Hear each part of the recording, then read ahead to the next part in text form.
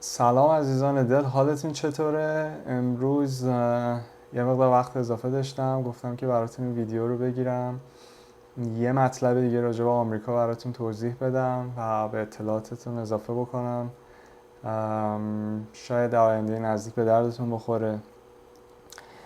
سوالی که خیلی مطرح میشه و میپرسن عزیزان که بله دقیقا سوالی که مطرح میشه میان میگن که خب ما مثلا چقدر میتونیم پول بیاریم زمین بخریم، چون هنوز ایده های ایرانه و چقدر میتونیم پول بیاریم خرید بکنیم و بسازیم و چقدر سود میتونیم بگیریم.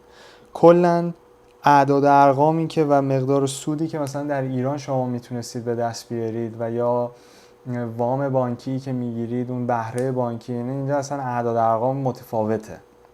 یعنی اینکه با ذهنیت ایران اینجا نمیتونید کار بکنید. دلیل اینکه همیشه من در تمام ویدیوها بهتون میگم که هر کاری میخواین انجام بدید باید تشریف بیارید اینجا، یه 5 ماه 6 ماه کارآموزی کنید پیش کسی که اهل فنه و پیش کسی که شما میخواین وارد اون بازی بشید، این کاره اون بازی هستش. باید برید پیشش، کار یاد بگیرید، راه و چاه یاد بگیرید، اطلاعات و قوانین ایالتیتون و شهرتون رو به دست بیارید، بعد وارد بازی بشید.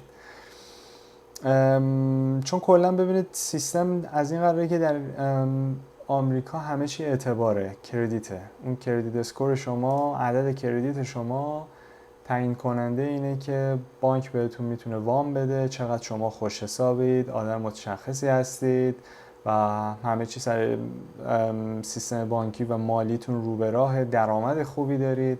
پس در نتیجه اولین کاری که شما باید انجام بدید در خاک آمریکا، اون عدد رو ببرید بالا.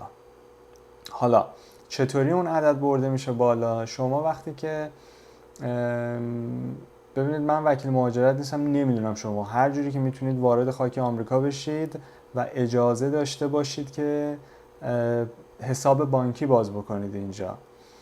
و حساب بانکی که وقتی شما باز میکنید، شما میتونید درخواست بدید برای کردیت کارت. کردیت کارت، کارت اعتباری، به شما یه مبلغی و به صورت اعتباری به شما داده میشه، $1000، $2000، $10,000، $20,000، $100,000، هر چقدر که شما طبق همون میتونید خرید بکنید و تو بازه 30 روزه، یک ماهه باید اون رو پرداخت بکنید و طبق این برداشت‌ها و پرداختیایی که شما انجام میدید، این عدد کردیت اسکور شما میره بالا که میگن که خب مثلا ایشون 2 سال این کردیت کارت رو داره، بعد انقدر کردیت لایناشه، یعنی مجموع کردیت هایی که بانک های مختلف، شرکت های مختلف به شما دارن میدن. ممکنه یه کارتی $500، یه کارتی $1000، ولی در مجموع شما $20,000 کردیت دارید در آمریکا.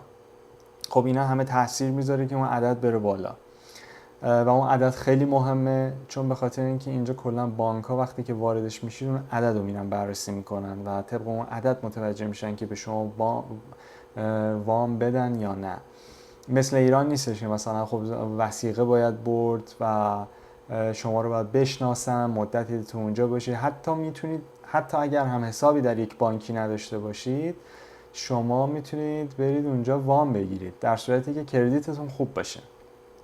حالا مسئله که هستش، من به عزیزانی که میگن که من یه پول بزرگ قلمبه‌ای دارم میخوام بیارم اونجا، مثلا یه پول چیزی دارم میخوام بیام وارد بازی کار بشم، این کار رو من بهشون پیشنهاد نمیدم، چون همه چی بر اساس کردیت توی مملکت. هر کسی که حتی پولم داره، اون پولشو میره دهان پیمنت چند تا پروژه مختلف میذاره، وام میگیره و پروژه مثلا در آن واحد اگه شما بتونید یه پروژه $2,000,000 رو هندلش بکنید، در 6 ماه 1 سال پولتون میخوابیده. 6 ماه 1 سال برید جلو، تو اون 6 ماه 1 سال با اون $2,000,000 شما مثلا میتونید 3 تا پروژه هندل بکنید، 3 تا پروژه ببرید جلو. خب سودتون 3 برابره در آمریکا و پایه بهتر و بزرگتری برای آیندهتون درست میکنه.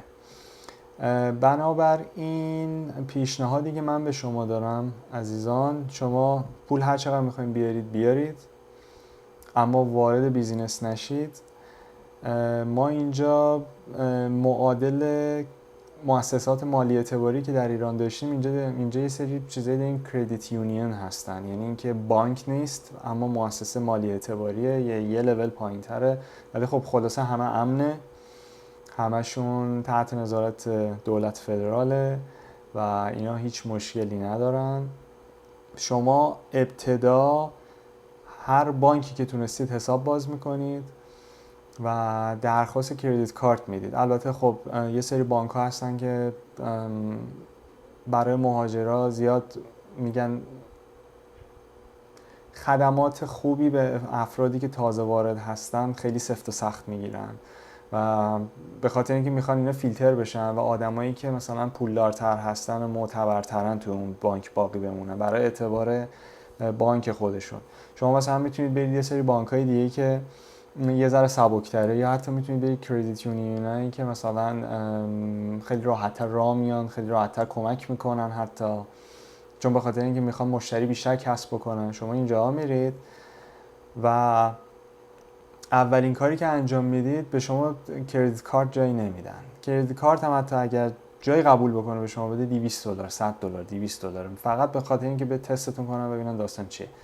اما شما به جایی با این موضوع نمیرسید، یعنی اینکه این سیستم کردیت کارت شما سالیان سال طول میکشه تا یه عدد خوبی پیدا بکنه که قابل این بشه که بعدن که میخواین یه بیزینسی شروع بکنید برید تو بانک بگید که آقا حالا من وام میخوام و اینم کردیت اسکور منه، آدم معتبریم و این وامو حالا یه ذره بالا یه ذره پایین‌تر درصدش رو کم و زیاد میتونید تهیه بکنید، یا حتی برای ماشینتون، برای خونه شخصی که میخواین توی زندگی بکنید.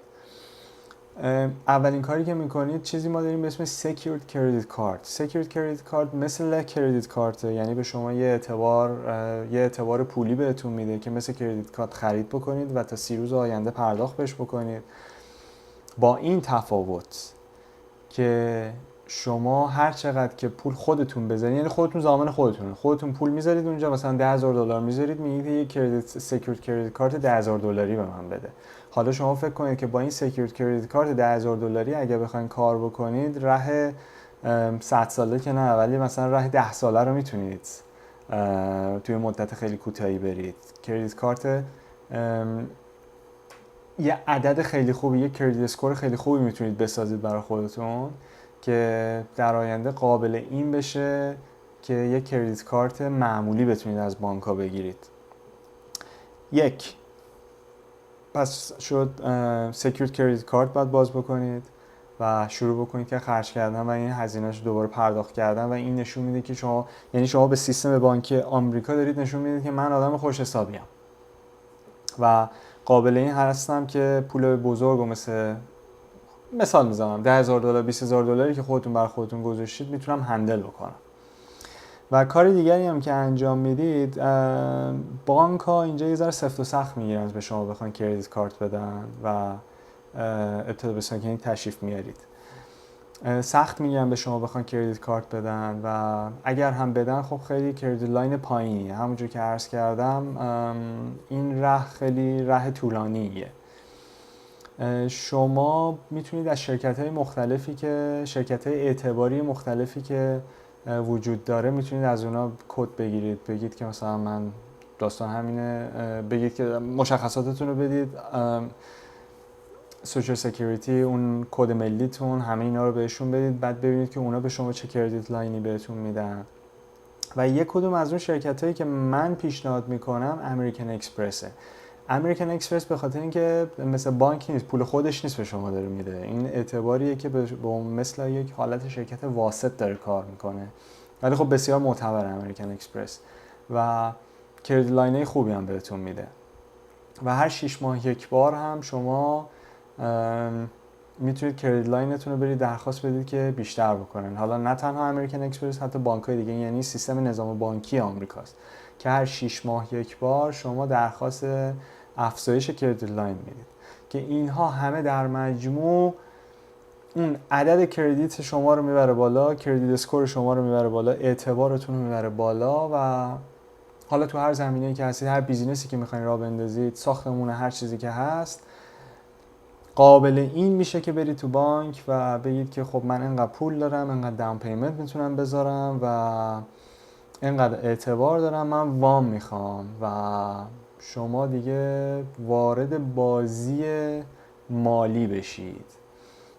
همونجور که عرض کردم مد نظر داشته باشید سیستم نظام بانکی آمریکا فرق میکنه با سیستم ایران و کسی اینجا نقد کار نمیکنه، همه با وام بانکی کار میکنه، یعنی وام میگیرن حتی اگر هم این پولو داره طرف 10 برابر این پول هم حتی اگه داشته باشه، ولی باز برای پروژه و بیزینسی که میخواد انجام بده وام میگیره. پس در نتیجه شما اولین چیزی که دغدغتون باید باشه در آمریکا درستش بکنید قبل از اینکه وارد هر بازی بشید، باید کردیت اسکورتون بره بالا. توی این مملکت همه چیز کردیته. امیدوارم موفق باشید و اینکه در تصمیماتی که در آینده میگیرید موفق باشید. این ویدیو رو هم اگه دوست داشتید و دیدید که به دردتون میخوره یا کسانی دیگری هستن که عزیزانی که میخوان بیان آمریکا به دردشون میخوره، براشون بفرستید و شاید کمکی بشه برای دیگه عزیزان.